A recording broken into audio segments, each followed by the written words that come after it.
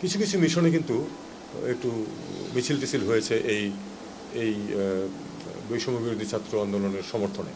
তার মধ্যে দুঃখজনকভাবে একটি মিশনে, একটি দেশে, ইউএইতে আমাদের বেশ কিছু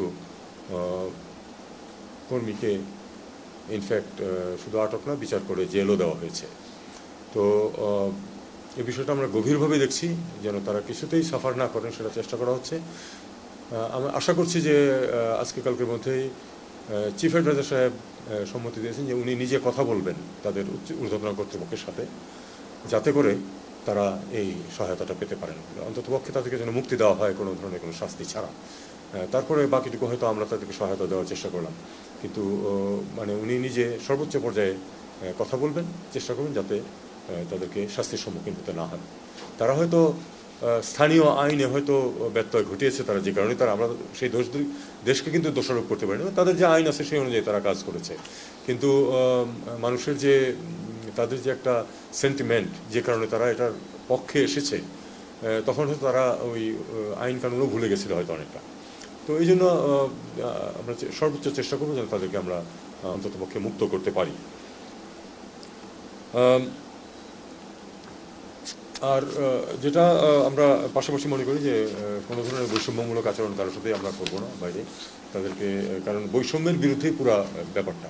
তো আমরা চেষ্টা করবো যে দেশে যেমন বৈষম্য দূরীকরণের চেষ্টা করা হচ্ছে, বিদেশেও যেন বৈষম্য দূরীকরণ হয়। আমরা আরেকটা জিনিস যেটা চেষ্টা করবো, অবশ্যই আমি নিজে ব্যক্তিগতভাবে যিনি দায়িত্বে থাকুন তার সাথে দেখবো, সেটা হলো যে আমাদের যেন বেটার ডিল পায় যেন আমাদের শ্রমিকরা। এটা দেখা গেছে যে আমাদের শ্রমিকরা সবচেয়ে কম বেতনে চাকরি করে পৃথিবীর সবখানে, মানে বিশেষ করে মধ্যপ্রাচ্যে যেখানে যায়। এটা কিন্তু ওই দেশগুলির দোষ না, দোষ আমাদেরই, এটা স্বীকার করা ভালো। আমাদেরই অনেক রেকটিফাইড হতে হবে যাতে করে তাদের সুযোগ সুবিধা বাড়াতে পারে, তাদের বেতন ভাতা যাতে বাড়ে। এবং এই বেতন ভাতা যদি বাড়ে তারা যদি একটু বেটার লিভিং পায়, তাহলে কিন্তু তারা যে বিভিন্ন ধরনের অভিযোগ আসে যে তারা অনিয়ম করে, সেগুলি থেকে কিন্তু তারা সরে আসবে। কাজে এটা থাকবে আমাদের একটা অন্যতম বিষয়। ব্যবসা বাণিজ্য এই মুহূর্তে একটু ক্ষতিগ্রস্ত হচ্ছে, আমরা জানি। অস্বীকার করার কোনো অর্থ নাই। সমস্যা স্বীকার করা হলো সমস্যা সমাধানের প্রথম পর্যায়ে। সমস্যা হচ্ছে, কিন্তু একজন অত্যন্ত যোগ্য ব্যক্তি কিন্তু অর্থনীতির দায়িত্ব পেয়েছেন, আপনারা চেনেন তারা সবাইকে, তারপরে সবাই চেনেন। তো সালাউদ্দিন সাহেব দায়িত্ব নিয়েছেন, উনি প্রচণ্ডভাবে লেগে পড়েছেন ইতিমধ্যেই। আশা করা যায় যে 1-2 মাসের মধ্যে উনি মোটামুটি স্ট্রিমলাইন করে ফেলতে পারবেন। অর্থনীতির সব সমস্যা তো উনি 1-2 মাসে কেন, হয়তো 1 বছরেও সমাধান হবে না, সেটা অন্য কথা, কিন্তু লাইনটাতে উনি ঠিক মতো নিয়ে আসতে পারবেন। এবং তাকে আমরা পরিপূর্ণ সহযোগিতা পুরা সরকার থেকে, আমরা অন্যান্য অ্যাডভাইজাররাও তাকে দিয়ে যাচ্ছি। উনি ইতিমধ্যেই প্রচণ্ডভাবে কাজে লেগেছেন।